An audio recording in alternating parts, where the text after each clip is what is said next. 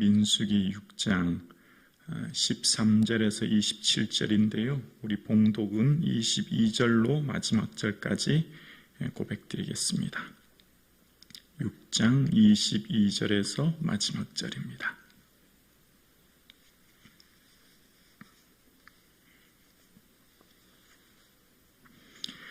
함께 고백드리겠습니다. 함께요. 여호와께서 모세에게 말씀하여 이르시되 아론과 그의 아들들에게 말하여 이르기를 너희는 이스라엘 자손을 위하여 이렇게 축복하여 이르되 여호와는 내게 복을 주시고 너를 지키시기를 원하며 여호와는 그의 얼굴을 내게 비추사 은혜 베푸시기를 원하며 여호와는 그의 얼굴을 내게로 향하여 드사 평강 주시기를 원하노라 할지니라 하라. 그들은 이같이 내 이름으로 이스라엘 자손에게 축복할지니 내가 그들에게 복을 주리라. 아멘. 오늘 이 본문의 말씀과 복이 우리 사랑하는 성도님들, 특별히 이 자리에 예배드리시는 성도님들의 삶과 가정 위에 충만하기를 주님의 이름으로 축복합니다. 아멘. 자, 먼저 오늘 본문은 하나님께서 이스라엘에게 축복하시는 장소가 어디죠? 복을 빌라 축복하도록 그들에게 명하신 곳은 광야입니다. 광야. 아무것도 없는 곳. 생존이 불가능하여 마실 물이 없는 곳. 어디로 가야 될지 길을 알 수 없는 곳. 이곳에서 하나님께서 이스라엘 백성들에게 말씀하시기를 아론과 그의 아들들, 대제사장들이죠. 그들에게 이스라엘 백성들을 향해 그들을 통해 축복하도록 빌라고 하십니다. 아무리 광야일지라도 인간의 생존이 불가능하고 앞이 보이지 않고 아무것도 없는 곳일지라도 하나님이 함께 하시면 하나님과의 올바른 관계 속에만 있다면 그들은 하나님이 지키시고 은혜 주시고 평강 주실 것을 말씀하시는 겁니다. 조건, 환경이 중요한 것이 아니라 하나님이 계시냐 안 계시냐, 하나님과 어떤 관계를 맺고 사느냐가 우리 인생의 복을 결정하는 거죠. 그러면서 오늘 복은 세 가지의 복을 말씀하십니다. 지키심, 보호죠. 은혜, 하나님이 자격 없는 자에게 베풀어 주시는 호의죠. 아무런 대가 없이 주시는 사랑입니다. 세 번째는 평강입니다. 하나님과의 올바른 관계로부터 오는 온전한 안식이죠. 외부 조건으로 오는 평안이 아니라 무조건적인 주의 주시는 은총을 말씀하고 있는 거예요. 그러면서 하나님께서는 내 이름으로 이스라엘 자손에게 축복하라 라는 겁니다. 이름은 뭐죠? 하나님의 존재 자체를 말하는 겁니다. 당신 자신으로 그 존재 자체를 우리에게 주심으로 축복하라는 거예요.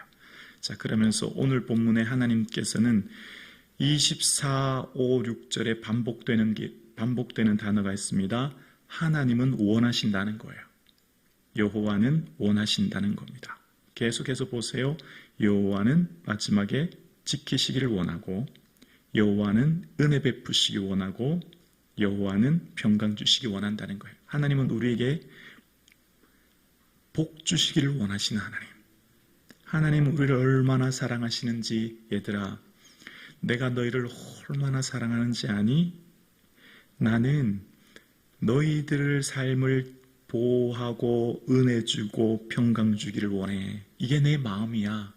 너희들이 복을 구하기 전에 나는 이미 이런 엄청난 큰 복을 너희들에게 다 주기를 원해 라고 말씀하시는 좋으신 하나님. 하나님께서 신의 광야에서 말씀하신 대로 성막을 만들고 레위인을 세워서 그들의 임무를 맡기고, 또한 그들의 삶 가운데 나실인의 삶을 향해서 말씀하신 후에 축복을 말씀하십니다. 자, 이제 오늘 복의 핵심은 세 가지 복, 지키심, 은혜, 평강의 복을 주신다고 말씀하시는데요. 이것은 하나님께서 주시는 자에게 하나님께서 주신 특별한 은혜인데 어떻게 주시냐라고 하면 오늘 본문의 어쩌면 핵심은 뭐냐면 그의 얼굴입니다. 그의 얼굴. 25절에 여호와는 그의 얼굴을 내게로 비추사, 26절에 여호와는 그의 얼굴을 내게로 향하여 드사.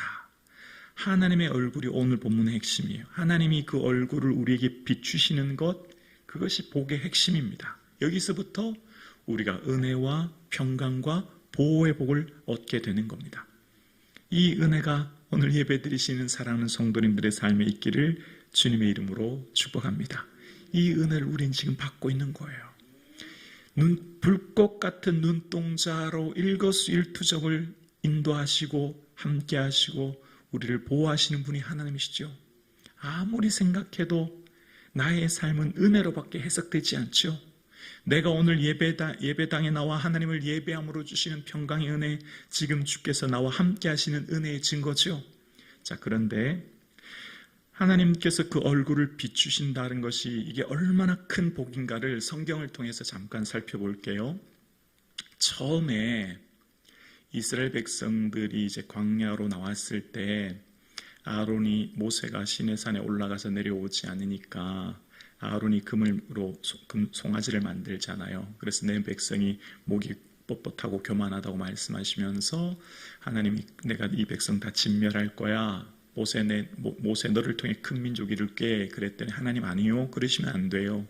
그럼 애굽 사람들이 하나님 우리를 진멸하려고 우리를 이끌어냈다고 악한 의도로 하나님 인도했다고 할 거예요. 돌이켜주세요 라고 했더니 그래 그럼 내가 내 뜻을 돌이킬게 라고 하시면서 모세가 그래요. 하나님 함께 가지 않으시면 우리 가지 않을 거예요. 하나님 함께 가주세요 라고 얘기해요. 참 기특하지 않습니까?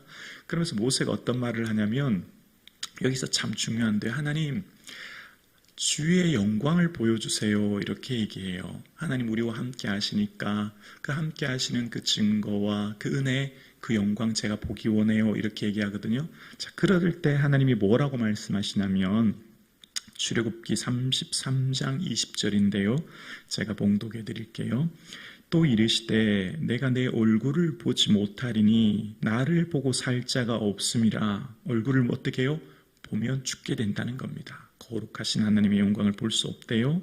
그러면서 21절에 여호와께서 또 이르시기를 보라 내 곁에 한 장소가 있으니 너는 그 반석 위에 서라.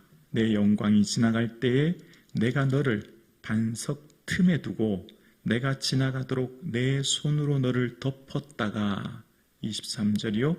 손을 거두리니 내가 내 등을 볼 것이요 얼굴을 보지 못하리라. 하나님 영광 보여주세요. 나 얼굴 보면 죽게 돼. 나 보고 살 자가 없어. 그렇지만 모세야 내가 한 장소를 얘기할 테니까 그 반석에서 있어라.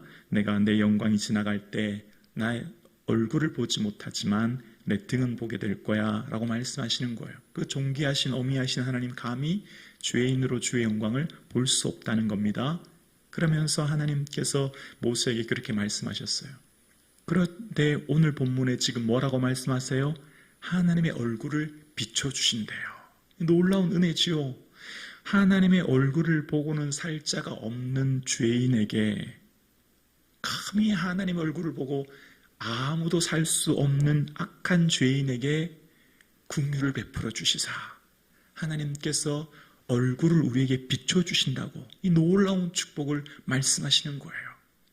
이 은혜를 우리에게 말씀하신 하나님이 모세를 통해서 내 소원이 뭔지 아니? 내 소원은 모세야, 내 소원은 내 마음은 너희들을 지키고 너희들에게 은혜 주고 너희들에게 보호하기를 원하는데 그것이 내 얼굴빛을 비춤으로 내 얼굴이 너희들의 삶을 떠나지 않게 될 거야. 내가 너희들의 삶을 늘 함께 할 거야 라고 말씀하시면서 말씀하시는 겁니다. 얼굴은 하나님의 현존을 상징하는 거죠.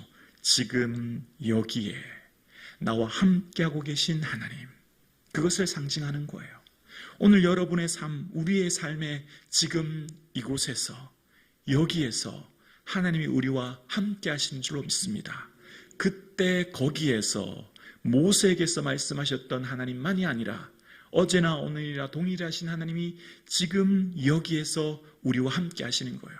그래서 이 은혜가 얼마나 큰 복이요, 이 은혜가 엄청난 은총이라는 것을 이제 이스라엘 백성들이 기억한 겁니다. 이 본문의 말씀을 구약의 모든 백성들, 믿음의 선배들이 이 말씀을 기억하고 이 말씀을 이제 붙들기 시작하는 겁니다. 그리고 이 은혜 속에서 하나님께서 끊임없이 말씀하십니다. 얘들아, 너희들의 인생 가운데 혹시 만약에 전염병이 생기고 메뚜기와 토산으로 인해서 어려움이 생긴 일이 만나니, 너희들의 인생에 살다가 혹 문제를 만나니, 그러면 기억해라 라고 하면서 솔로몬에게 뭐라고 말씀하셨냐면 역대하 7장 14절에 이렇게 말씀하세요. 함께 고백합니다. 내 이름으로 일컫는 내 백성이 그들의 악한 길에서 떠나 스스로 낮추고 기도하여 내 얼굴을 찾으면 내가 하늘에서 듣고 그들의 죄를 사하고 그들의 땅을 고칠지라. 하나님의 얼굴을 이곳에 비춰주옵소서. 지금 전염병으로 이 땅이 황폐하여 고통 가운데 있습니다. 뭐죠? 인생을 살다가 내 힘으로 할 수 없는 문제. 여러분, 전염병의 문제는 과거나 오늘이나 인간의 힘으로 해결할 수 없는 불가능한 문제 아니겠습니까? 인생을 살다가 어려움을 만났을 때 내 힘으로 할 수 없는 불가항력적인 문제를 만나니, 너희들의 인생을 살다 고난의 문제로 내 힘으로 어찌할 수 없니? 그러면 내 얼굴을 찾아라. 내 얼굴을 구해라. 그러면 내가 하늘에서 그 너희들의 구하는 기도를 듣고 그 땅을 고치고 그 모든 문제를 해결해 줄게 라고 말씀하시는 거예요. 오늘 예배 드리시는 저와 여러분의 삶에 어떤 문제와 어려움을 만나셨습니까? 내 힘으로 할 수 없는 불가항력적인 어려움 가운데 있습니까? 주의 전에 엎드려 주의 얼굴 구하는 저와 여러분 되기를 주의 이름으로 축원합니다. 여기에 해답이 있는 거예요. 여기 인생의 열쇠가 있는 거예요. 여기 인생의 능력이 있는 것입니다. 여기 우리 인생의 진정한 의미를 발견하는 거예요. 인생의 문제는 하나님의 얼굴을 찾을 때 해결될 줄로 믿습니다. 이것이 우리에게 주시는 하나님의 말씀이에요. 얘들아, 너희들의 인생 가운데 문제를 만나는 것 땅의 문제로 해결할 수 있는 게 아니야. 하늘을 닫고 비를 내리지 않고 메뚜기로 토산으로 인해 전염병을 만났을 때 그것은 하늘이 닫혔기 때문이야. 그러면 내 얼굴을 찾아라. 그럼 내가 하늘에서 듣고 그 땅을 고쳐줄 거야. 문제의 열쇠는 하늘에 있다는 거예요. 땅의 문제는 하늘의 열쇠로부터 열리고 하늘에서 하나님이 열어주셔야만 해결된다고 말씀하시는 거예요. 그래서 이 놀라운 은혜를 안 믿음의 선배들의 고백이 있죠. 하나님께서 하나님의 얼굴을 내게 숨기시면 저는 근심과 두려움과 염려가 생깁니다. 이렇게 하면서 다윗이 시편 13편 1절과 2절에 다윗의 고백이 이렇습니다. 여호와여, 어느 때까지니까 나를 영원히 잊으시나이까? 주의 얼굴을 나에게서 어느 때까지 숨기시나이까? 2절에 나의 영혼이 번민하고 종일토록 마음에 근심하기를 어느 때까지 하오며 내가 원수를 치며 자랑하기를 어느 때까지 하리까? 내 마음의 근심, 두려움, 번민은 다 무엇으로부터 생긴 거죠? 하나님이 내게 얼굴을 숨기실 때, 하나님의 얼굴을 숨기시면 내 인생은 근심과 번민과 두려움밖에 올 수 없는 존재입니다. 하나님, 주의 얼굴 내게 비춰주세요. 주의 얼굴을 향하여서 내게 들어주시사 은혜 내려주세요. 하나님 얼굴을 숨기시면 우리에게는 번민과 근심과 눈물에 휩싸입니다. 그래서 다윗은 알게 되었죠. 시편에 여러 번 반복돼요. 주의 얼굴을 찾으라라고요. 끊임없이 다윗은 시편을 보세요. 주의 얼굴을 찾으라 말합니다. 여러분, 오늘 예배 드리시는 저와 여러분, 우리가 구해야 될 것은 주의 얼굴을 구하는 거예요. 주의 얼굴을 구하고 주의 얼굴을 찾을 때 주께서 주시는 참된 평강의 은혜를, 평안의 은혜를 우리 모두가 누리게 될 줄로 믿습니다. 그래서 예배하는 우리의 삶 가운데 다윗이 하나님 앞에 기도하는 기도의 내용을 보면 그 다음 시편 34편 15절과 16절에 다윗이 이런 고백을 하는데요. 34편 16절이죠. 여호와의 얼굴은 악을 행하는 자를 향하여 드사 그들의 자취를 땅에서 끊으려 하시는도다. 하나님은 선인과 악인 모두를 바라보고 계시고 하나님께서는 모든 사람들을 통치하시는데 그 얼굴로 특히 악한 자들의 삶도 지켜보고 계시며 그들의 삶 가운데 모든 삶을 보시는 하나님께서 그들의 모든 걸음과 삶을 하나님께서 심판하실 것이다. 그런 말씀하시는 거예요. 하나님께서 이 땅을 통치하고 다스리시며 그 얼굴로 이 백성을 지켜보고 계시는 하나님께서 악인의 모든 삶을 심판할 거라 말씀하는 거예요.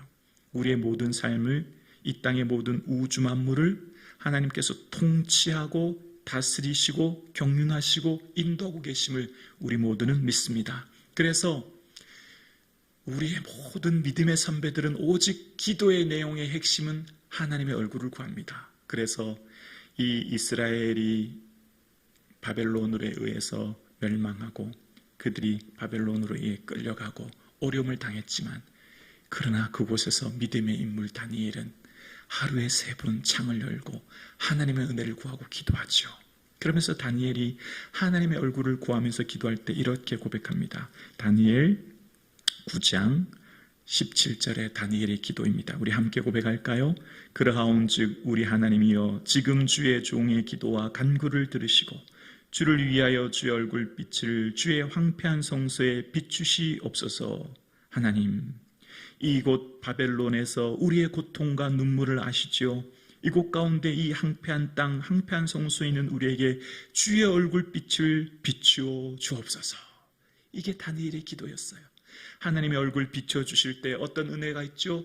은혜와 평강의 복을 받게 되거든요. 하나님 얼굴 비춰주시면 보호하심의 은혜를 받거든요. 그래서 이 말씀을 모든 믿음의 선배들은 붙들었던 거예요. 오늘 이 아침 우리가 붙들어야 될 말씀은 바로 주의 얼굴을 비춰주시는 것. 여기서 또 우리의 참된 축복이요 은혜가 있음을 우리는 잊지 말아야 합니다. 하나님은 우리에게 원하시는 게 있어요. 나는 너희들을 보호하기를 원해. 나는 너희들에게 은혜 주기를 원해. 나는 너희들에게 평강 주기를 원한다. 그런데 얘들아, 너희가 내 얼굴을 구해야 돼. 무슨 말이죠? 하나님은 온 땅에 편만하세요. 온 땅에 충만하세요. 하나님이 거하지 않은 곳은 없어요. 하나님이 온 땅을 충만히 다스리시고 계세요. 누구만요? 내가 얼굴을 들어 주의 얼굴을 바라봐야 되는 거예요. 내가 주의 얼굴을 찾아야 되는 거예요. 하나님은 지금도 우리에게 은혜 베푸시고 긍휼을 베풀어 주시고 주의 얼굴을 비춰주세요. 그런데 우리가 내 자신이 모르고 있기 때문이에요. 내 자신이 깨닫지 못하기 때문입니다. 내가 얼굴을 들어 주를 바라볼 때 주께서 주의 얼굴로 나를 비추고 계심을 우리는 깨닫게 될 줄로 믿습니다. 그래서 오늘은 이 아침 우리가 주의 얼굴을 구할 때 그렇군요. 주님은 나를 단 한순간도 떠나신 적이 없군요. 주님은 나를 단 1분 1초라도 그냥 놓아주신 적이 없거든요. 다 나와 함께 하셨군요 라고 하는 은혜를 어떻게 해요? 깨닫게 되는 거예요. 은혜는 깨닫는 거예요.